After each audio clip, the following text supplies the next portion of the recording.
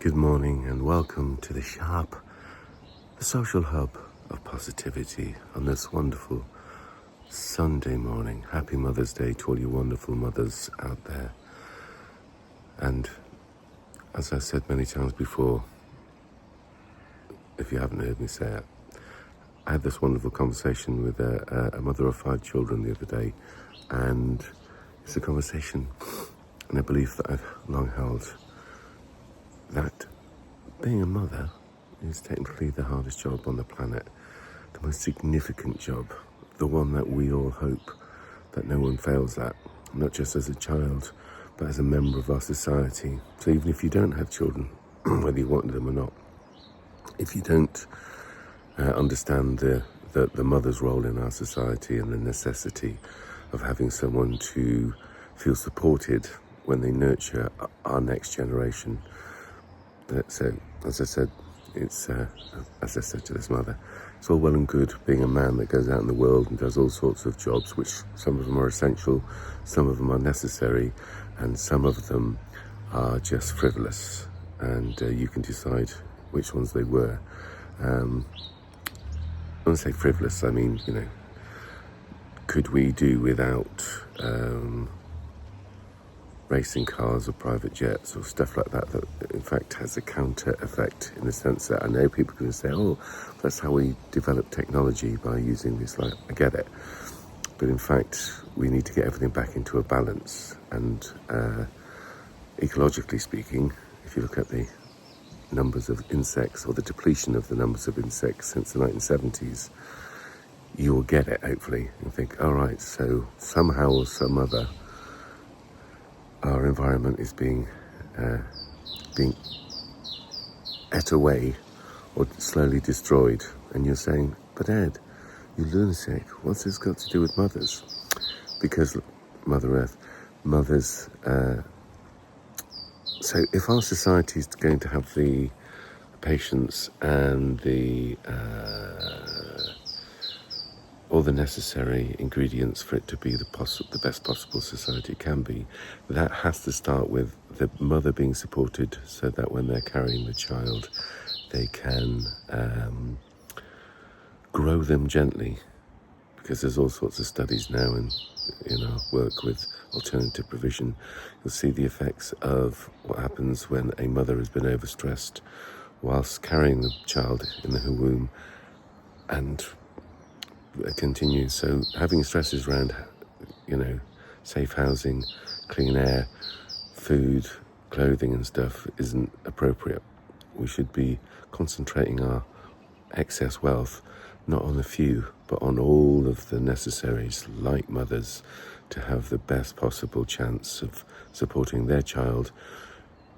And that child, of course, is one of the many that will be expected to continue our species on this planet. Now, remembering that the Earth can survive without us, as long as that sun shines and those crows keep crowing, we're going to have a planet. Whether the humans are surviving within its system is debatable, actually.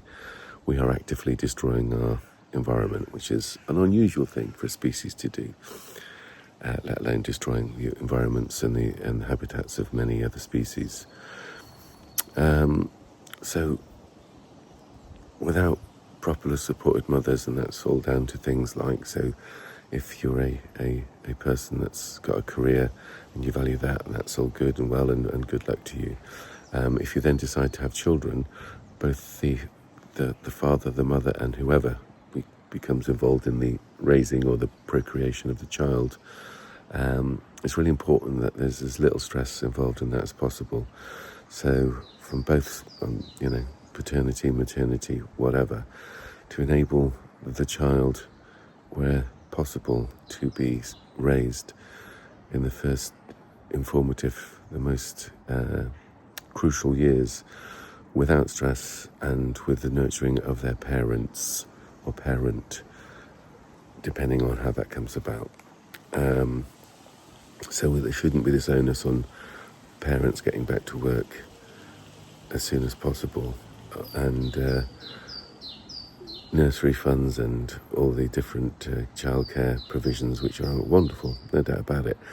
But actually, I would suggest that we need to change the system slightly so that we don't anticipate sending our children to school until they're about 7, which is what they do in other educationally developed countries.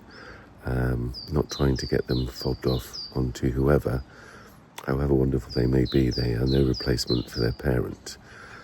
The child's attachment is significant in its development and throughout its life. So, without risk of offending lots of child carers, you do a wonderful job.